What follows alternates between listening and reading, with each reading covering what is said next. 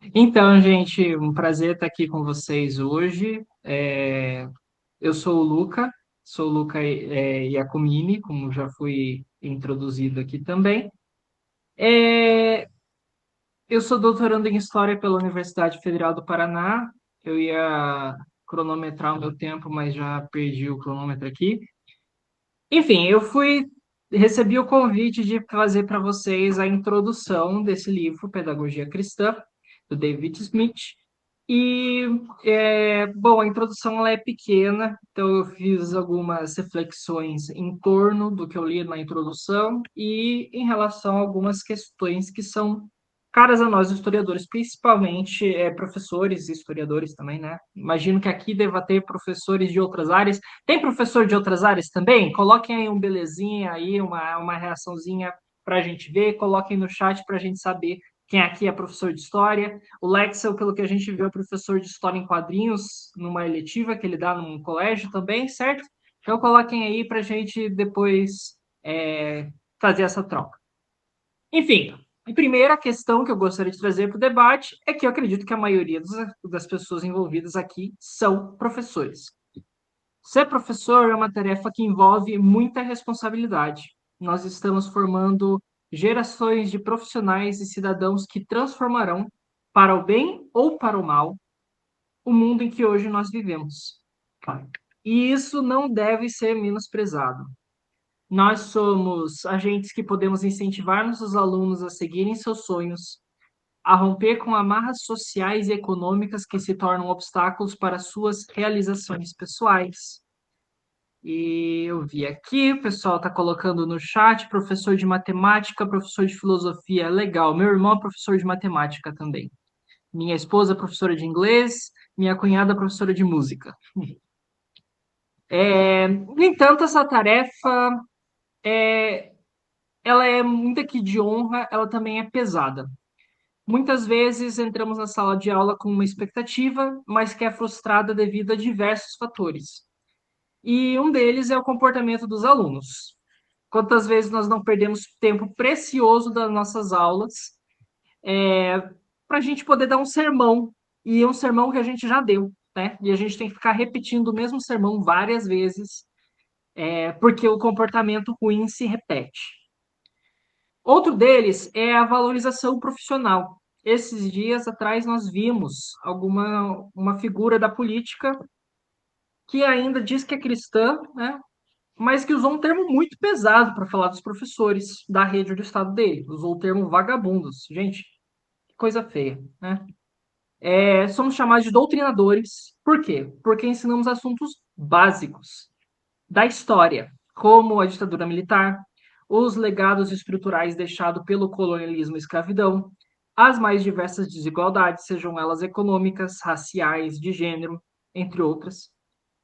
E muitas vezes nossa profissão exige que precisemos, vez ou outra, trabalhar fora do nosso horário de expediente e sentimos que nossos salários são desproporcionados ao que nos é exigido no nosso ofício. Isso é desanimador. Há um tempo eu me deparei com um post e eu vou transmitir para vocês esse post aqui. Então tá, vamos lá. O que diz o post que eu vi uma pessoa compartilhando?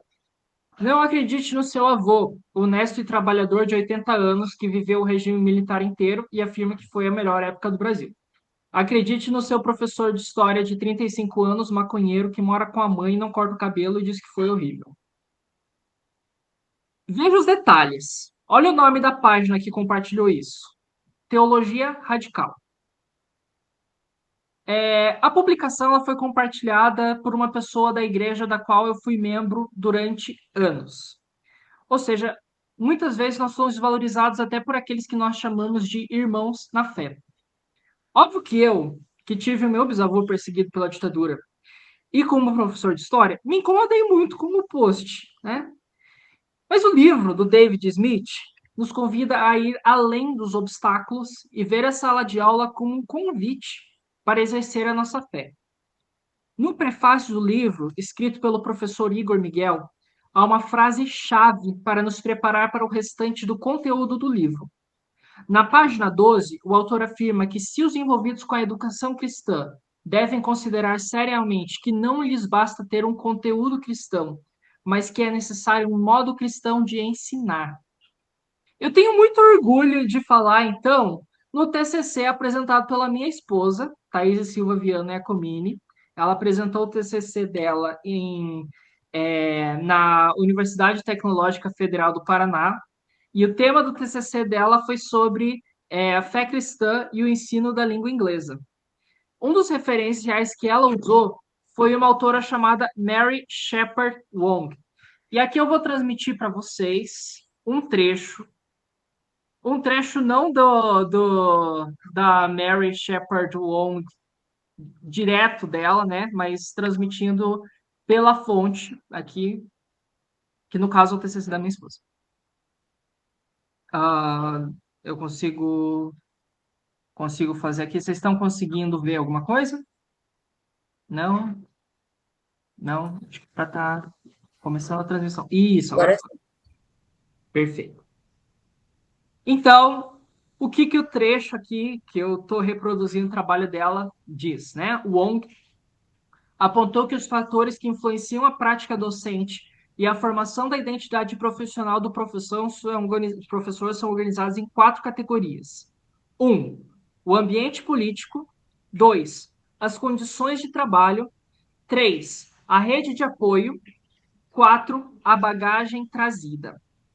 A última categoria sintetiza um conjunto de informações sobre a experiência de vida do docente, elencando os seguintes fatores: experiências de ensino, experiências transculturais, experiências de aprendizagem, objetivos do professor, habilidades do professor, gênero do professor, interesses, fé religiosa do professor, metas de organização de envio e objetivos de seus apoiadores.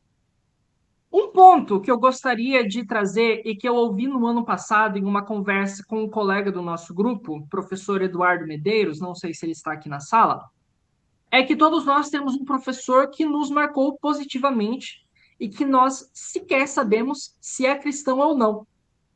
E muitas vezes nós sabemos que ele não é cristão. E mesmo assim, nós temos uma experiência completamente positiva com a aula dele. O trabalho dele nos impactou. E ponto. Isso por quê, gente? Porque o ensino, um bom ensino, ele não é exclusivo do professor cristão. Porque muitas vezes o que vai ser lembrado no final do dia é a nossa excelência, que é um valor que nós devemos cultivar. Uma provocação que eu gostaria de fazer é: se a nossa bagagem influencia nosso ensino, qual é a nossa bagagem? Como está a nossa relação com Jesus? Não que isso magicamente faça o ambiente da sala de aula mudar. Eu vou ser sincero com vocês. Eu já tive ótimas experiências, mas eu também já tive péssimas experiências. Eu já tive alunos falando muito bem de mim e eu também já tive alunos falando muito mal de mim. E no ano passado tive algumas das experiências mais afiadoras nessa profissão. Quando o Ismael me chamou para participar desse clube de leitura, eu falei: Ismael, minha experiência no ano passado dando aula foi tão ruim que eu não sei se eu vou conseguir apresentar isso, né? Mas ele insistiu comigo e obrigado por ter insistido comigo, Ismael. Nessa experiência que eu precisei, né, que eu passei ano passado, eu precisei mudar minha metodologia e mudar de postura várias vezes. Ainda assim, eu não fui capaz de prender a atenção dos meus alunos. Mesmo orando pelo trabalho antes de chegar na escola, mesmo fora do meu horário de expediente, pegar a lista de chamada e orar pelos nomes dos alunos que estão lá. E mesmo conversando com cada aluno individualmente, depois de entregar uma devolutiva de provas, ainda assim não foi suficiente. Mas eu tentei, né? Eu fiz o meu melhor. Quem sabe, né? Quem sabe, para algum dia essa turma em questão, eles se lembrem de alguma coisa e acabe se transformando em alguma coisa positiva, né? Possa não ter sido na hora, mas que fique para algum momento e se torne um legado positivo. Ainda que isso não aconteça, oh meu Deus, minha bateria vai acabar. Só um pouquinho, gente. Só um pouquinho. Espera aí. 'Peraí. Vamos lá. Ótimo, agora deu certo. Gente, desculpa, isso vai ficar registrado, que vergonha. A gente precisa lembrar da seguinte reflexão, de Colossenses, capítulo 3, versículos 23 e 24, que diz: Tudo o que fizerem, façam de todo o coração, como para o Senhor e não para os homens, sabendo que receberão do Senhor a recompensa da herança. Desculpa. Sabendo que receberão do Senhor a recompensa da herança, pois é a Cristo, o Senhor, a quem vocês servem. Quero encerrar falando de uma experiência que eu tive. Durante anos eu fiz parte de uma igreja aqui em Curitiba e eu tocava na orquestra da igreja. Tocava trompete na orquestra. E teve uma vez que nós fizemos uma apresentação, né, numa comunidade um pouquinho distante. E essa comunidade tinha feito uma divulgação de que a gente estaria lá e tudo mais. Quando a gente chegou lá, não tinha praticamente ninguém. Nós tocamos e praticamente ninguém assistiu à nossa apresentação. E aí você pensa, meu Deus, por que que a gente está fazendo isso? Por que que a gente vai para um lugar tocar e não vai ninguém assistir? E o nosso maestro compartilhou uma reflexão muito boa, que é a seguinte: a gente não está tocando ali para agradar as pessoas. Nosso primeiro público é Deus. É a Ele que nós precisamos agradar. E falando também em outro caso que eu conheço, né? Uma vez conversei com quer dizer, não fui eu, né? Meus pais conversaram com um diretor de um filme cristão que fez sucesso aí. Não vou citar nome enfim. E em um determinado momento ele se vê com essa pergunta: e se ninguém assistir a esse filme? E se nós estamos trabalhando isso tudo aqui e no final ninguém assistir? Esse filme fracassar completamente. Ainda assim, primeiro foi para Deus que ele fez. Ainda assim, o ato que ele fez foi um ato de louvor a Deus. Então, gente, deixar um encorajamento, que talvez seja um encorajamento que eu precisava ter escutado no ano passado, que é: se nenhum aluno gostar da sua aula, se você não for professor popular, ainda assim, primeiro público para quem você está dando aula é para Deus. Isso também é um desafio, porque significa que você tem que fazer o seu melhor, né? Então, gente, eu deixo essa provocação e passo a bola para as minhas colegas que vão apresentar outras reflexões muito boas. Eu espero que todo mundo aqui aproveite as próximas reflexões do Clube de Leitura. É isso aí. Obrigado. Meu nome é Ayala, eu sou bacharel em teologia, licenciada em história, né, dou aula de teologia, dou aula de história. Nos últimos dias tenho dado aula de todas as disciplinas que têm aparecido devido à grande falta, né, de professores na rede estadual. Eu sou do estado do Rio de Janeiro, né, não sei se isso é uma prerrogativa única aqui do estado do Rio de Janeiro, mas a gente está com um caos aqui na educação, na minha região aqui, tanto no estado quanto no município, né, tem sido bem complicado. Mas vamos lá. No primeiro capítulo, o autor ele vai apresentar, né, a questão da lacuna pedagógica que existe no ensino cristão. E eu quero iniciar essa reflexão com uma pergunta. Vocês estão conseguindo ver a projeção? Ah, ok, é porque não está aparecendo a cara de ninguém mais para mim, mas deram um joinha aí, tá beleza. E eu queria que a gente iniciasse essa reflexão com uma pergunta. Iniciasse essa reflexão com uma reflexão, para ser bem redundante. Se alguém passasse uma semana assistindo às nossas aulas, não importa onde, ok? Quando ele fala aqui de educação cristã, ele fala de colégio confessional, ele fala de seminário, ele fala, né, de várias áreas, né, que se colocam com essa característica, né? Hoje em dia até algo que tem sido, quando você fala de colégio, né, bota um cristão ali no meio, porque dá aquela ilusão, muitas das vezes, de que você está colocando seu filho em um colégio que é verdadeiramente cristão. Mas, se nós olharmos bem algumas metodologias, alguns princípios por trás da administração daquela instituição, talvez ela nem seja tão cristã assim. Mas, enfim, se alguém passasse uma semana assistindo às nossas aulas, essa pessoa conseguiria dizer que somos cristãos apenas olhando para a nossa metodologia, ou ela só saberia disso por causa dos momentos de oração e do conteúdo bíblico? Porque o que é a educação cristã? Né? O que caracteriza? Eu até compartilhei isso lá no grupo. O que é a educação cristã?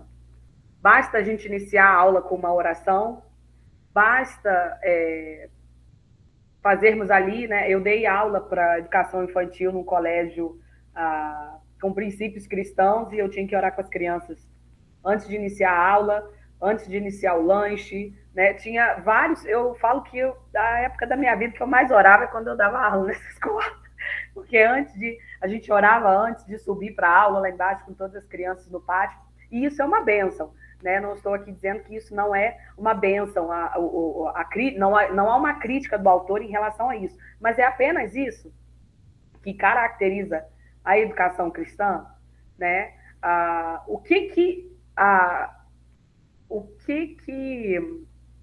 Eu vou repetir essa palavra porque não está me fugindo aqui uma palavra melhor à mente, né? Mas o que caracteriza, o que identifica o nosso trabalho como educadores, como educadores cristãos? É apenas o conteúdo? É apenas um momento que nós compartilhamos durante aquela aula? Ou é algo mais? Se alguém passasse, né, uma semana inteira assistindo, ainda que não tivesse oração no início e no final da aula, ainda que o próprio conteúdo não fosse propriamente dito um conteúdo, né, religioso, ainda que não fosse uma aula de teologia, ainda que não fosse uma aula, né, sobre nenhum tema relacionado à religião cristã, que fosse uma aula de matemática, que fosse uma aula de história, de física, né, de filosofia, como alguns colocaram aqui que são professores, como essa pessoa ela identificaria, né, que somos cristãos, que aquela educação é uma educação com princípios cristãos, né, apenas olhando a nossa metodologia. O autor ele parte, né, de reflexões, né, de experiências pessoais, né, para trazer essa problemática, né? Ele traz algumas experiências, ele traz 3 experiências ali, né? Grande parte delas com o filho dele, né? Ele fala ali, né, que existe uma lacuna entre a missão e a prática, né? Algo que ele chama, eu achei até bem interessante, né? Que ele fala de cachorros mordendo o calcanhar, né? Estou aqui tentando procurar, mordendo os nossos tornozelos, né? A gente olha para cima, idealiza algo para esta aula dita cristã, só que a realidade aqui embaixo é outra, né? Tem cachorro, tem dia que é literalmente isso, tem cachorro mordendo os nossos tornozelos, né? E ele identifica essa lacuna, né, como um vazio ali, né, que se encontra entre a missão, né, e a metodologia, né, que seria o processo de ensino, um processo de ensino e aprendizagem propriamente cristãos, né? Ele argumenta que muitos professores cristãos cometem o erro de achar que a pedagogia cristã é apenas pegar uma aula secular comum e adicionar um versículo no início ou uma oração final, e que isso torna aquela aula cristã. Isso torna, né, talvez, que seja um ambiente escolar, né, se você encaixa esses distintivos dentro ali do cronograma das aulas de uma escola, você já pode automaticamente identificar essa escola como uma escola com princípios cristãos, né, uma escola confessional, né, e ele levanta, né, esse apontamento, né, de que não é apenas isso. Não é isso que é uma educação cristã, que é uma pedagogia cristã, né? E ele identifica esse essa falha, né, no processo ali num processo de ensino e de aprendizagem verdadeiramente cristãos, né? A fé, ela deve moldar a própria estrutura da aula, a forma como ouvimos o aluno, como lidamos com os erros, como organizamos o espaço da aula, né? A lacuna, ela não surge apesar das escolhas do professor. O autor aponta isso, mas por causa delas. As nossas escolhas, elas vão deixar um vazio ou não ali no processo de ensino e aprendizagem, né? Eu até também, né, coloquei essa pergunta lá no grupo sobre o que é mais importante dentro do contexto de uma educação cristã, né? Até o Ismael comentou, a honestidade. Eu particularmente penso que a coisa mais importante para um educador cristão é a própria fé. Porque se ele não crê, se ele não está sendo transformado, não foi transformado por esta verdade, vai ser impossível passar isso para outros. Vai ser impossível ser um testemunho, né, dessa fé transformadora e ela é expressa através das nossas ações, inclusive em sala de aula, né, seja ela qual for, né? O Ismael falou lá, né, botou lá o vídeo do Leandro Carnal, e tem uma parte aqui do livro que o autor, ele foi exatamente até essa última frase aqui que eu citei, que é uma frase do autor, né, de apesar das nossas escolhas, que eu acho que casa bem com o pensamento do Leandro Carnal lá naquele vídeo, né? A aprendizagem e o ensino, ele precisa ser intencional. A gente precisa levar os nossos alunos a buscar o conhecimento, não só para poder obter uma nota no final do semestre, né? Eu tenho enfatizado muito isso, onde eu tenho tido a oportunidade, tenho tentado, né, fazer esse trabalho. Esses dias mesmo eu falei isso com alguns alunos, até de um curso básico de teologia, né? Eu falei assim, olha, esse aqui é um curso para edificação espiritual, eu não tenho como avaliar isso. As únicas pessoas que podem avaliar isso são vocês mesmos. O que vocês aprenderam sobre Deus? Como a vida de vocês tem sido transformada? O amor de vocês por Deus tem crescido? Essa é a forma que a gente... Eu acredito que nós precisamos levar, né? Quando nós falamos de educação cristã, nós precisamos levar os nossos alunos a pensarem, a terem um processo de aprendizagem intencional. O autor, ele dá o exemplo, né? Um exemplo aqui do filho dele, como que ele lida com as atividades, com as provas, né? Quando a gente fala de uma educação cristã, a gente está falando em formação de caráter, a gente está falando em formação do ser. Então, não é uma questão propriamente dita de nota, né? Lógico que dependendo do contexto, isso vai ser importante, mas o mais importante é formar o caráter de Cristo nesses alunos. E eu penso, né? Eu não gosto muito dessa palavra, eu acho. Mas eu tenho pensado, né, ao longo da minha curta jornada, que a melhor forma de fazer isso é sendo nós mesmos um testemunho disso. É que os alunos olhem, né, para a vida dos seus guias, dos seus mestres, né, dos seus professores, seja em qual área for, e eles e desperte a nossa vida, nosso amor, a nossa devoção, desperte neles, né, essa paixão, para que possamos caminhar juntos, para que possamos aprender juntos, né, apesar dos desafios, né, não vamos acertar sempre. O autor, ele até cita isso, né, de que ninguém nunca vai conseguir dar minha aula hoje foi 100% maravilhosa. Esses dias, tem dia até que a gente pode perdão, né? Achar que a gente teve uma boa alcançou, né, o objetivo final ali, mas nós somos seres, né, limitados. E o autor, ele aponta, né, esse vazio, essa lacuna que há na educação cristã, né, essa lacuna pedagógica, essa lacuna de intencionalidade, tanto no processo de ensino quanto no processo de aprendizado, mas ele também aponta um caminho para isso, né?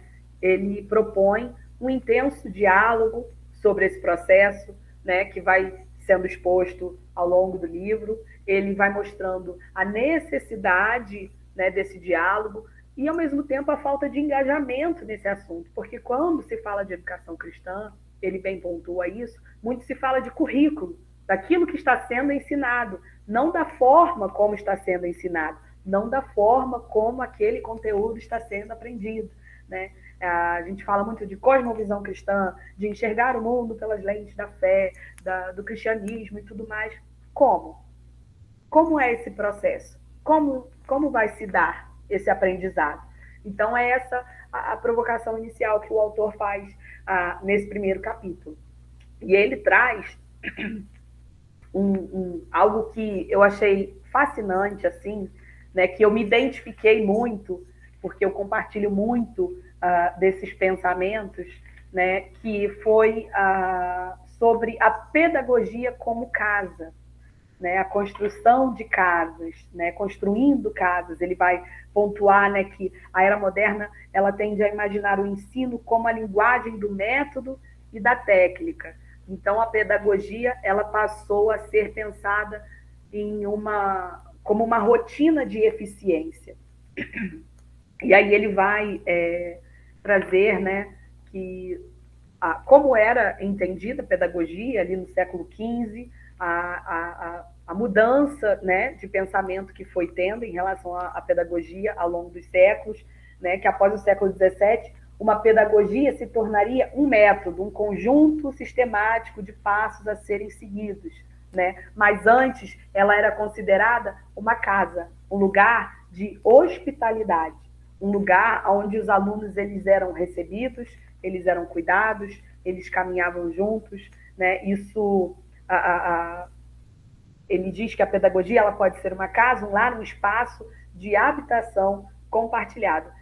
Isso me trouxe à memória algumas biografias que eu li recentemente, né, do Eugene Peterson, do Tim Keller, né, do R.C. Sproul, muitos outros teólogos conhecidos nossos, como que esse conceito de pedagogia como casa foi presente na formação ministerial deles, né, como realmente havia esse relacionamento intencional, esse lugar de habitação, esse lugar de partilha, né? Não era meramente um lugar onde eles iam receber uma informação e voltavam, né? Não existia essa coisa tão metodológica, né? No sentido do processo de aprendizado. Era algo muito mais comunitário, algo muito mais íntimo, onde os relacionamentos e as relações entre aluno-professor e aluno-aluno tiveram um impacto muito grande na formação desses homens, né? Eu encerro a minha fala com uma frase que ele resume, ele conclui, né, sobre essa questão da pedagogia como casa, né? A pedagogia cristã, né? Uma pedagogia é uma casa no qual professores e alunos podem viver juntos por um tempo, um lugar no qual os alunos são recebidos como hóspedes e podem crescer, né? Então, isso é muito interessante. Sai dessa coisa vazia, dessa coisa fria da sala de aula, onde a pedagogia cristã ela é só entendida, a educação cristã ela é só entendida como uma rotina de coisas e apenas um currículo para algo que é mais acolhedor, para algo que é compartilhado, né? Algo mais parecido, talvez, com um discipulado, né? Vamos dizer assim, né? Onde tanto alunos quanto professores, eles têm essa oportunidade de crescer juntos. É uma tarefa fácil? Eu acredito que não, acredito que ele vai propor, né? Ele vai propor ali ao longo do livro, né? Caminhos para isso, né? Mas se estamos interessados em realmente, né, atuar com uma educação genuinamente cristã, precisamos parar de pensar tanto, não que isso não seja importante, ele não faz uma crítica a isso, mas devemos parar de pensar que apenas o currículo e uma rotina de tarefas são as coisas mais importantes da educação cristã. Existe um espaço vazio aí que tem atrapalhado, que tem tornado a educação cristã talvez menos eficiente do que deveria ser. Ok? Oi, gente, boa noite. Dando sequência aqui às apresentações, queria parabenizar o Luca e a Ayala. Foi muito bom. Eu me chamo Emanuele, essa é a minha primeira vez aqui no grupo de história, né? Nunca participei de nenhuma reunião, só via, mas não conseguia acompanhar. Eu sou professora também, professora de história, professora de geografia, professora de ABD, e estamos aí. Eu gostei bastante dessa leitura. Bom, gente, vamos lá. Eu vou me ater bastante aqui aos argumentos do autor mesmo, para não delongar muito. Basicamente, esse capítulo, a íntegra dos 9 minutos, eu separei algumas premissas que eu identifiquei que o David vai defender, né? Então, ele começa falando sobre o ato de ensinar, que existem muitas especificidades nisso. Ensinar não é uma coisa óbvia. A gente está o tempo inteiro em busca de planejamentos, de estratégias que funcionam, tentando aplicar isso numa sala de aula. Às vezes a gente erra, às vezes a gente acerta, como a Ayala falou, nem toda aula é 100%. E essa era uma pergunta que uma das coordenadoras da escola que eu trabalho fazia, né, na nossa formação de professores, né? Essa ideia realmente é aplicável? Cabe para a turma tal, para os alunos com esse perfil? Então, eu entendo que essa profissão que a gente escolheu para a gente é o tempo inteiro estar em busca do que realmente funciona. E o David, ele começa fazendo uma citação do William Blake, uma citação poética, né? Que ele diz assim, ter o infinito na palma da mão e a eternidade em uma hora. O que ele está querendo dizer com isso? Ele está querendo dizer que nós temos oportunidades grandiosas na vida, e aqui nesse caso, na vida pedagógica, que estão ali em estratégias simples, como, por exemplo, os primeiros 9 minutos da aula, né? Então, o que o David está defendendo aqui? Primeiro, esse ensino não é óbvio, e segundo, ele quer começar essa parte prática falando sobre a aula, né? Sobre os primeiros minutos da aula, ou aqui, propriamente dizendo, sobre esse momento de apresentação, né? Ou você não conhece uma turma, ou você já não dá aula para essa turma há muito tempo e tudo mais, e ele está querendo dizer que esses primeiros minutos, eles são um norte para todo o processo de aprendizagem ao longo da jornada dos alunos. Então, os alunos serão marcados por essa primeira impressão ou por essa primeira abordagem que você ou eu fizemos para eles ali, né? Ele está trazendo para nós, então, essa importância que é traduzida para os alunos em escolhas rápidas e simples, né? Então, muitas das vezes o aluno não vai se lembrar, às vezes, de um conceito que a gente suou para entregar, né? Para ensinar, para colocar na cabeça de um aluno do 6º ano o que é cidadania, por exemplo. Nós, professores de história, às vezes suamos para fazer isso. Mas eles vão ser marcados por outras práticas que, às vezes, nós achamos que elas não são tão importantes. Então, o David, ele vem chamando atenção para esse período. Qual que foi a metodologia prática que ele utilizou? Primeiro, é importante pensar, ele já começa falando que toda abordagem educativa tem especificidades. Ele, no caso, é um professor de idiomas, né, de alemão. Essa prática dele foi na faculdade, no 2º ano, no primeiro semestre do 2º ano da faculdade, depois de um período de férias. E então, a gente já começa por aí, né? Fazendo esse recorte específico, além de também ser uma universidade cristã. Então, ele começa fazendo uma atividade de apresentação diferente, né?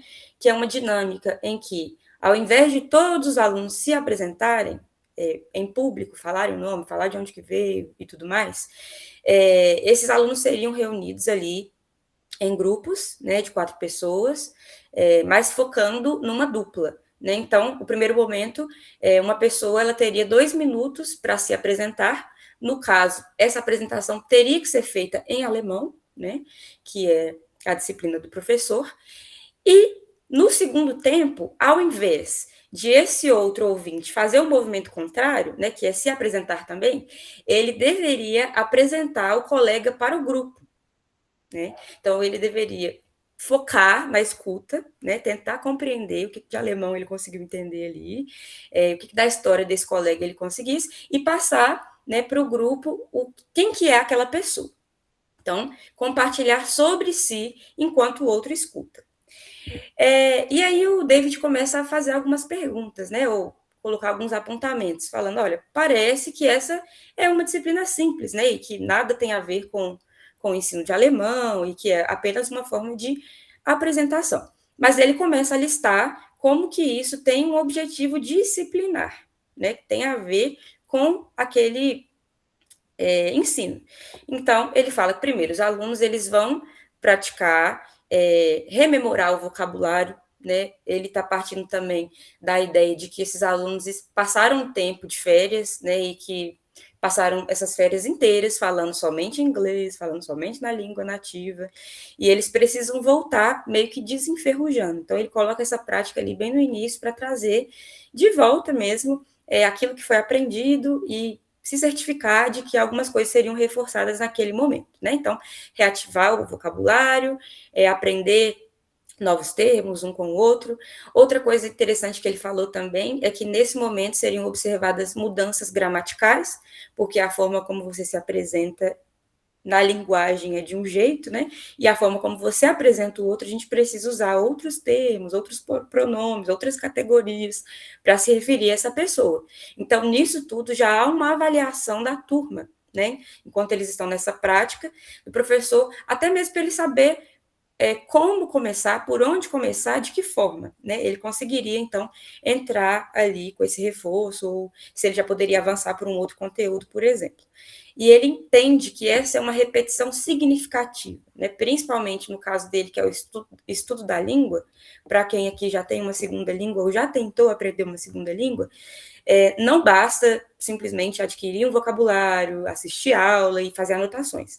A conversação ela precisa existir, né? Porque senão o aluno não vai avançar, a gente não vai se tornar bilíngue, né? E ele fala sobre isso, né? A gente precisa repetir, sim, mas de forma significativa, ou repetir com uma nova roupagem, né? Para trazer, então, significado mesmo para esse idioma, né? E por último, o próprio aprendizado pela conversação mesmo. E eu achei muito interessante, porque ele, nesse momento, ele sai um pouco desse papel de inquisidor, né? E que é um papel bem desconfortável. A gente ficar lá na frente esperando que alguém fale alguma coisa, fale sobre si, já é um pouco desconfortável para os alunos se apresentarem, né? Ou falar sobre si. E eu achei essa prática muito legal. Em breve eu vou trazer as minhas impressões também sobre essa prática, mas até então achei legal demais aí para a gente entender um pouco para onde que o David está caminhando, né? Porque o Luca abriu a questão do prefácio da introdução, falando um pouco sobre essa questão de expectativa e realidade, né? Que não basta a gente pensar profundamente, pegar fotos dos alunos e colarem no nosso painel e horário, né? A gente precisa de uma prática que torne isso significativo, tanto para eles quanto para nós. Outro ponto que o David fala ainda sobre essa prática, lembrando que a gente está estudando só essa metodologia mesmo de apresentação que ele usou, tá? Ele fala o seguinte, na página 40, a capacidade do aluno de se concentrar e aprender também está conectada ao fluxo do tempo e do espaço. E ele defende a ideia de que a aula começa antes dos alunos chegarem, tanto com essa preparação pessoal do professor, que seja o momento dele devocional, ou até mesmo planejamento, né, organização de materiais, mas ele fala também sobre duas categorias, que é o espaço, porque ele, no caso, né, tem um tempo hábil e uma estrutura legal para que ele possa organizar uma sala, né, do jeito que ele pensou que seria legal, que no caso seria grupos de 4 alunos, né, direcionar esse grupo ou para frente ou para o lado, enfim. E o tempo, né, então ele consegue, ele planeja uma atividade que ele consegue controlar o tempo, que é uma coisa difícil também. Então, ele está controlando o tempo inteiro o ritmo da aula para saber onde é que vai dar isso aí. E ele faz uma análise comparativa muito legal com um método de apresentação convencional, que seria esse método, como eu falei, de cada um se apresentar, perdão. E a gente sabe que isso gasta muito tempo, né, dependendo do número de alunos que tem, principalmente quem trabalha na rede estadual sabe que as salas às vezes são superlotadas, então é muito complicado fazer esse tipo de dinâmica. E ele fala, né, que quando é dessa forma convencional, é difícil até para manter o foco, né, porque a sala começa a se dividir entre o grupo dos alunos que já se apresentaram. Então, antes de se apresentar, eles estão naquela ansiedade, né, esperando a vez chegar. Finalmente, a vez chega. Quando eles se apresentam, eles também não prestam atenção na apresentação dos outros. E a sala fica sempre dividida assim, né? Ou você está ansioso porque não se apresentou ainda, ou você já se apresentou e também não quer saber de mais nada. E eu achei interessante ele fazer essa comparação, porque dá para a gente materializar as diferenças de práticas, né? E ver o que combina mais com a sala de aula. Outro ponto que o David falou, que eu achei muito interessante, eu me senti extremamente acolhida por esse livro, de verdade, gente, foi sobre o professor nisso. Porque até então a gente estava focando nessas práticas voltadas para o aluno, né, para a sala, né, a casa pedagógica e tudo mais. E eu selecionei um trecho aqui que eu queria ler com vocês, queria que a gente refletisse junto. Que ele fala assim, ó: não importa quão bom tenha sido o semestre anterior, em algum lugar bem no fundo da minha mente, abriga-se a ansiedade de que talvez esse grupo seja hostil ou indiferente. Talvez dessa vez eles finalmente descubram que eu sou incompetente, que eu estou blefando ou que sou um pobre impostor na academia. Com tanta energia mental dedicada a gerenciar meu próprio papel, resta pouco espaço para realmente perceber o mundo ao meu redor, quanto mais para aprender um monte de novos nomes. Então, ele aplica essa metodologia, né, de apresentação e ele começa a destrinchar o quanto que isso está funcionando para a sala de aula, e ele traz aqui também um tópico sobre como que isso pode funcionar para o professor, né, além de ele conseguir fazer essas avaliações, né, individualmente dos alunos, como eles estão se saindo no idioma. O professor chega na sala de aula, pelo menos eu, tá, gente? Não sei como é que vocês são, se vocês são extremamente seguros, mas em muitos tópicos, até mesmo dentro do meu conteúdo, eu já vou para a sala de aula um pouco insegura. Às vezes eu sei que vai surgir uma discussão política, às vezes eu sei que vai surgir uma dificuldade de compreensão dos conteúdos, porque eu tinha uma professora na universidade que falava muito isso, né? Às vezes a gente tem essa carga de leitura, esse formato de artigo, dissertação, e a gente tem dificuldade de transmitir isso, né? A gente quer dar uma aula que seja bem encorpada, que seja bem fiel ao conteúdo, a tudo aquilo que a gente aprendeu na faculdade, e às vezes a gente falha, porque o aluno não consegue aprender com os mesmos termos, e a gente sua para fazer isso palatável para eles. E a minha professora falava isso, a academia perde cada vez que ela não consegue compartilhar isso para o público, no caso da educação, tá? Porque eu compreendo que alguns estudos da academia estão reservados para aquele público mesmo, e às vezes não tem essa necessidade de fazer essa transmissão. Mas nós que estamos na área da educação, temos esse dever, né? Entender que a gente precisa entender como que vai funcionar isso na cabeça de um aluno de 14, 15 anos, né? Ou no máximo ali 17. Então, isso precisa ser uma questão para nós, né? Ser uma questão de preocupação. Aí ela lançou uma pergunta no grupo hoje, né? Que eu achei muito interessante, que ela perguntou, não sei se eu vou conseguir transferir as palavras corretamente, mas o que caracterizaria uma educação cristã ou um ensino? E eu fiquei pensando muito sobre isso a ela, porque eu pensei a respeito do compromisso, né? Do compromisso de transmitir, do compromisso de construir junto e de se certificar de que, de fato, nós estamos entregando algo que seja dentro do padrão que aquele aluno precisa, né? Não do que ele quer, mas do que ele realmente precisa. Se a forma como a gente comunica isso, já que esse livro fala tanto sobre isso, né, que não é não sobre o conteúdo, mas sobre a forma, se essa forma está comunicando isso.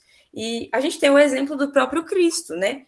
para se comunicar com as pessoas, ele usava de exemplos que tinham na realidade dessas pessoas, né? Olhem para os campos, olhem para os passarinhos, vou encontrar essa mulher no poço. Era dessa forma. Então, eu entendo que essa precisa ser, de fato, a nossa preocupação. Mas voltando aqui na questão dessas ansiedades que pairam ali sobre o professor, ele fala sobre a importância de a gente aplicar esses métodos também para nos ajudar, né? Ao invés de a gente passar aqueles 10 minutos iniciais pensando em se aquilo vai dar certo, quem são esses alunos, a gente já está desenvolvendo uma dinâmica que está funcionando, né? Que a nossa matéria está operando ali na mente desses alunos, que eles estão se conectando, que você vai conseguir chegar nas mesas individualmente para conversar, olhar no olho, talvez descobrir, ele fala sobre isso, né? Descobrir o nome desse aluno perguntando para ele individualmente e não fazendo uma chamada em tom de inquisição, né? Entender mesmo que esses alunos, eles são pessoas, né? Eles não são apenas tarefas. E, por último, ele fala sobre o aspecto afetivo, né? Que é a ligação entre o afeto, e eu escrevi uma palavra errada, peço perdão, e a aprendizagem, e não a atividade. Isso é muito verdadeiro, especialmente na minha vida. Eu vi aqui que ninguém colocou no chat que era professor de ciências. Eu nunca consegui me lidar bem com esse conteúdo na escola, como aluna.